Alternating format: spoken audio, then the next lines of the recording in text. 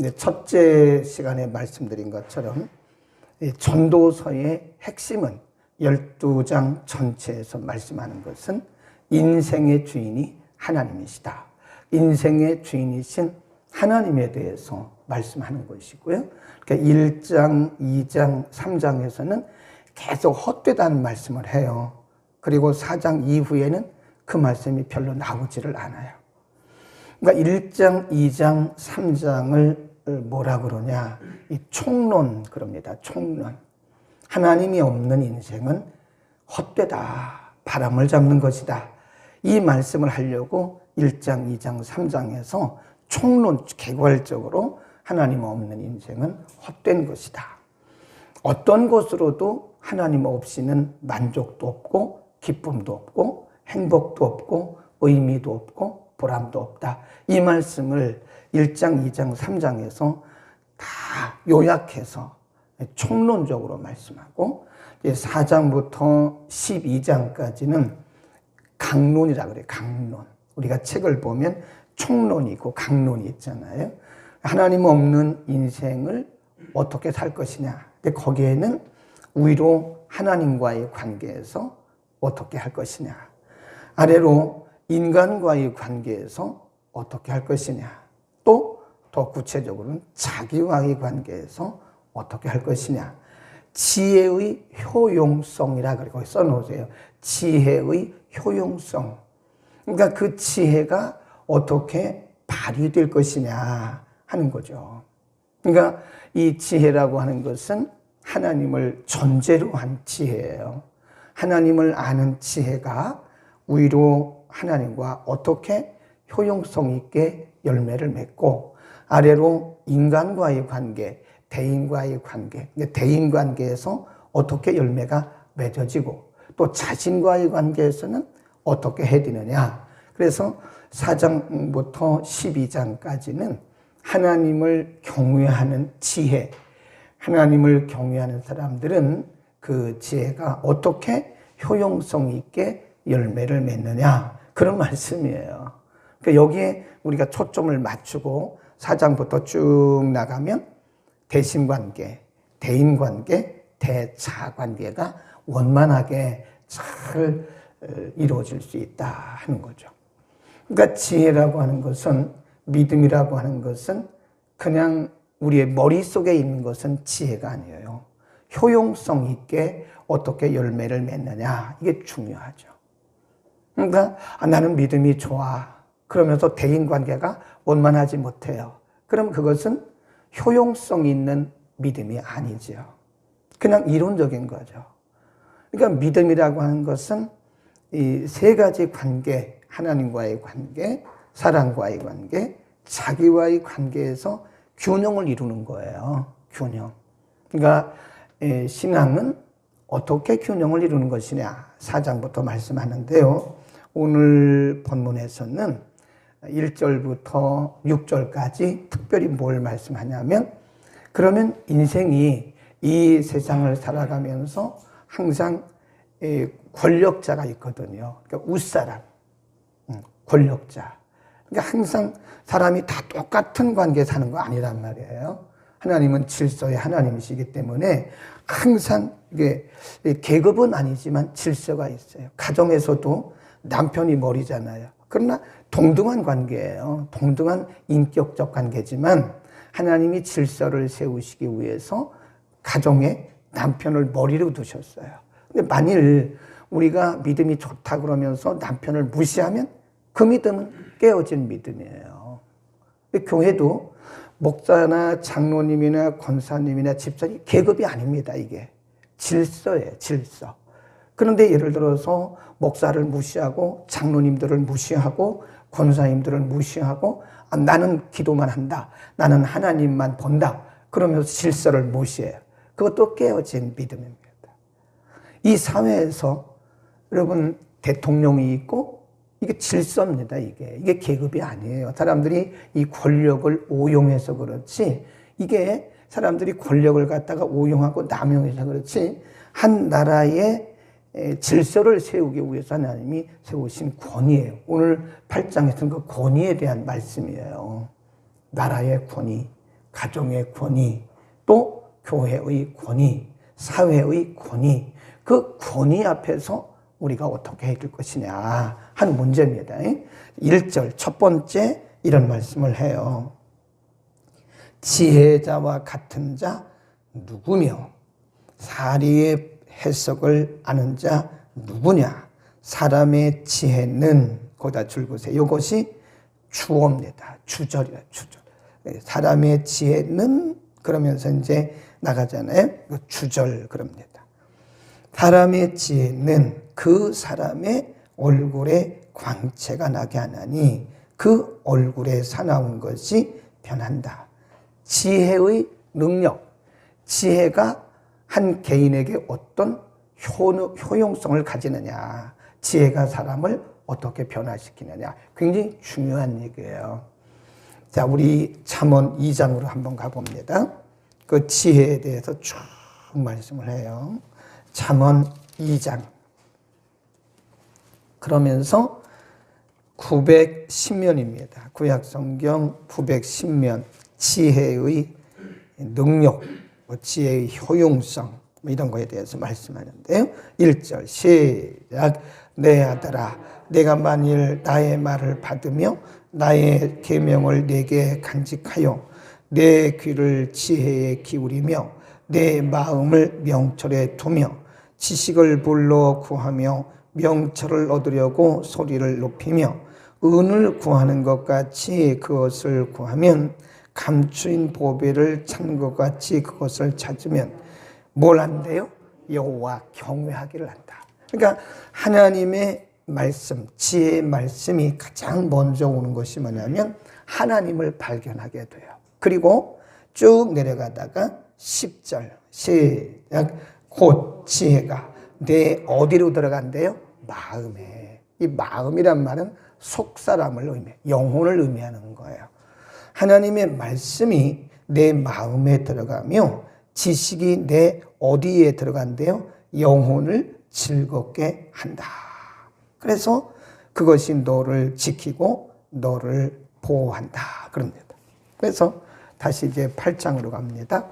그러니까 이 8장 1절에서 그 지식이, 지혜가 사람의 얼굴을 광채가 나게 한다는 거예요. 광채가.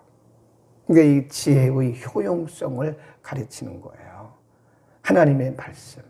하나님의 말씀은 여러 가지 능력이 있는데 그 중에 하나가 사람의 얼굴을 빛나게 해요. 광채가 나게 해요. 그거 왜 그럴까요? 아까 우리 잠언 2장 10절에 뭐라 그랬어요? 지혜는 사람의 마음속에 들어간다. 영혼에 들어간다는 거예요. 그러니까 우리가 지금 이렇게 말씀을 듣잖아요. 이건 사람의 말 듣는 게 아니에요. 그 하나님의 생명력 있는 말씀이 지금 우리 영혼을 터치하고 있는 거예요. 그러니까 말씀을 듣고 나면 사람이 얼굴이 바뀌잖아요. 그래서 그런 거예요. 아멘. 그러니까 음식을 먹으면 우리 육체가 튼튼해집니다. 음식 먹고 얼굴이 변할 수 있나요? 물론 일시적으로 변합니다. 우리가 맛있는 음식을 먹으면 일시적으로 얼굴이 펀해져요. 근데 그거는 금방 바뀌어요. 얼마 있으면 그것도 한나절 정도 가면 얼굴이 바뀝니다. 배고파지잖아요. 길어야 한나절이에요. 좋은 음식 먹으면. 아무리 비싼 음식을 먹어도 한나절입니다. 한나절. 오래 못 가요. 우리 얼굴을 바꾸지는 못해요. 그러나 지혜는, 하나님의 말씀은 우리의 속에, 우리의 속사람 속에, 우리의 영혼을 터치하기 때문에 이 우리의 영혼 속에 들어가는 말씀이 우리의 겉사람을 변화시키는 거예요. 그러니까 이렇게 보면 기도를 많이 하는 사람들은요, 얼굴이 은혜로워요. 광채가 나요. 그건 어쩔 수가 없는 거예요. 같이 예수를 믿고 신앙생활하고 같이 교회를 다니는데도 예배를 일주일에 딱 한 번 드리고 말씀도 안 읽고 기도도 안 하고 그러면 사람이 사나워요. 틀림없이 사납습니다. 그래서 보면 알아요. 왜 저는 이렇게 성도들이 주일날 교회 들어올 때 안 보는 것 같지만 다 봅니다. 한 사람 한 사람 얼굴을 다 쳐다봐요. 그게 목회예요. 매일 새벽마다 그분들을 위해서 기도하잖아요. 네, 제가 외국에 가 있어도요, 같은 시간에 일어나서 1시간 이상 기도하지 않으면 안 돼요. 이 영적 전쟁이에요. 그러니까 잠만 잤다가는 그 일정을 소화해낼 수가 없습니다. 그러니까 새벽에 일어나서 그 시간 여기서 기도하는 것처럼 똑같이 성도들 수백 명을 위해서 늘 기도해요. 그리고 주일날 올 때는 이렇게 얼굴들을 봐요. 한 주 동안 어떻게 지냈는가. 어떤 사람들은 굉장히 편안해요. 얼굴이 편안하고 얼굴이 빛이 납니다. 진짜로. 성도들이. 어떤 사람들은 울그락불그락해요. 저분은 한 주 동안 또 제 말이 맞는 건 아닐 거예요. 꼭 맞는 건 아닌데 대체로 보면 대체로 60, 70%는 맞더라고요. 말이 좀 거칠어지고 인상이 거칠어지고. 네. 그건 어쩔 수가 없는 거라고요. 왜냐하면 하나님의 말씀을 제대로 듣고 그 말씀을 소화해내면 그것이 우리의 영혼을 터치하기 때문에 영혼이 바뀌니까 영혼이 변화되니까 얼굴은 당연히 변화. 우리가 얼굴에 아무 권세자들에 대해서는 우리가 어떻게 해야 되느냐. 아까 초두에 말씀드린 것처럼 인간은 계급은 아니지만 질서 속에 살아요. 태어나면서부터 가정의 질서가 있고 또 교회에 오면 교회가 질서 있고 사회에 나가면 직장에 가도 다 질서잖아요. 네. 여러분 예를 들어 직장 생활하는데 나는 하나님을 믿는 사람이고 하나님밖에 없다. 그리고 상사들을 다 무시해 보세요. 쫓겨나요. 그 사람을 누가 인정을 해줍니까? 직장에 가도 다 상사가 있는 거예요. 이번에 필립 고난원이 왕의 명령을 뭐 하라고요? 지켜라. 여기 왕은 하나님이 아니고요. 권력자를 의미하는 겁니다. 권력자의 명령을 지켜라. 이미 하나님을 가리켜 맹세하였다. 3절 왕 앞에서 물러가기를 급거이 말며 악한 것을 일삼지 말라. 왕은 그 하고자 하는 것을 다 행함이니라. 그러니까 권력자 앞에서 지혜롭게 행동하라는 거예요. 그 권력자의 권위는 하나님께로부터 왔기 때문에 그 권위에 대해서 지혜롭게 순종하면서 지혜롭게. 4절 왕의 말은 권능이 있나니 누가 이르기를 왕께서 무엇을 하시나이까 할 수 있으랴. 왕은 여기서 왕은 하나님을 지키면 하나님이라기보다는 우리 사회 속에서 위에 있는 질서를 의미하는 거예요. 5절 시작. 물은 명령을 지키는 자는 화를 모르리라. 지혜자의 마음은 시기와 판단을 뭐한대요? 분별한다. 분별력이 있다. 그 말입니다. 이게 분별력. 지혜는 우리에게 분별력을 줍니다. 순종과 분별력. 그러니까 질서 앞에 분별력 있게 행하라. 그런 얘기입니다. 질서 있게. 어제도 그 KBS인가요? 몇 번인가 보면 세계는 지금이라는 것이 생방송으로 전 세계에 방송이 됩니다. 그런 거는 정말 볼만해요. 왜냐하면 기도하는 사람들은 세계 정세를 알아야 돼요. 무턱대고 기도하는 것은 매우 좁은 소견이고요. 전 세계 정세를 알고 국가 정세를 알고 그리고 환경을 알면서 기도를 해야 되는 거예요. 거기 보니까 저 남미 어떤 나라에서요. 조그만 나라예요. 조그만 나라니까 전 국민이 몇백 명, 몇백만 명도 안 되는 나라예요. 근데 나라가 질서가 완전히 깨진 거예요. 그러니까 마약범들이 있죠. 그다음 깽단들이 전 국민을 괴롭힌. 그러니까 막 나라가 무질서한 거예요. 그러니까 새로운 대통령이 깽단 소탕 작전을 내렸어요. 그래가지고 잡히면 뭐 옛날에 우리나라 보면 그 삼청교육대라는 거 있었잖아요. 그거 비슷하더라고 보니까요. 막 깽단들을 다 잡아가지고 다 막 처리를 하는 거예요. 그러니까 백성들이 말하기를 이제는 사람이 사는 것 같다. 그게 질서거든요. 무질서한 세계는 이게 질서가 파괴됐기 때문에 그런 거예요. 무질서라는 것은 이 정해진 이 규정과 법이 파괴되고 무시하기 때문에 그런 건데 그런 세계 속에는 사람이 살 수 없어요. 네, 우리가 이 사회는 철저하게 질서, 하나님도 세상을 만드실 때 질서 있게 만드셨어요. 첫째 날, 둘째 날, 셋째 날, 넷째 날 이것이 그냥 뒤죽박죽된 게 아닙니다. 하나님이 창조하신 그 날짜를 보면요. 순서가 다 딱 맞아요. 있을 것부터 다 이렇게 순서 있게 만드신 거예요. 남자를 만드시고 여자를 만드시고 가정을 만드시고 사회를 만드시고 보면 하나님의 세계는 철저하게 질서입니다. 그래서 오늘 본문이 2절에서 6절 가운데서 계속 그 질서를 얘기하는 거예요. 분별력 있게 행동하라. 네. 질서 속에 있는 우리들은, 믿는 우리들은 질서를 무시하지 말고 멸시하지 말고 함부로 하지 말고 분별력 있게 질서를 지켜라. 아멘. 그 질서는 아름다운 겁니다.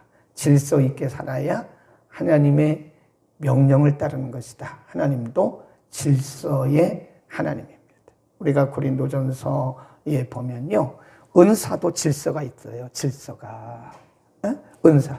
내가 막 은사가 있다 해서 마구 행한 것은 그 하나님의 교회를 그건 뭐 하는 거예요? 무질서하게 만드는. 그래서 이렇게 말씀해요. 다불과 셋이서 기도를 하는데 한 사람이 방언을 하더라. 그러면 다른 사람은 방언하지 말고 한 사람은 통역을 해라. 그랬어요. 다불과 세 사람이 모여서 이렇게 집회를 하는데 한 사람이 예언이 나오더라. 그럼 다른 사람들은 다른 예언 하지 말고 예언을 들어라. 그 하나님은 차서의 하나님. 차서란 말은 오더, 질서란 뜻이에요. 모든 것을 차서 있게 하고, 그래서 차서란 말은 질서예요. 모든 것을 질서 있게 하고 적당히 하라. 그래서 적당이란 말은 대충 그런 게 아니에요. 합법적으로 하라 그런 뜻이. 모든 것을 질서 있게 하고 합법적으로 하라. 그런 얘기입니다. 아멘. 그래서 우리는 우리의 공동체 안에서 항상 이 질서라는 것을 무시하면 안 됩니다. 질서라는 것을 무시하면 안 되는 거예요. 그러면 우리는 하나님이 만들어 놓으신, 하나님이 딱 규정해 놓으신 그 질서를 우리가 마구 어기는 거기 때문에 그건 개인적으로 아무리 기도를 많이 해도 의미가 없어요. 개인적으로 아무리 무슨 일을 해도 안 되는 겁니다. 이 질서가 매우 중요하다. 마지막 짧게 7절, 8절. 사람이 장래일을 알지 못하느니 장래일을 가르칠 자가 누구랴.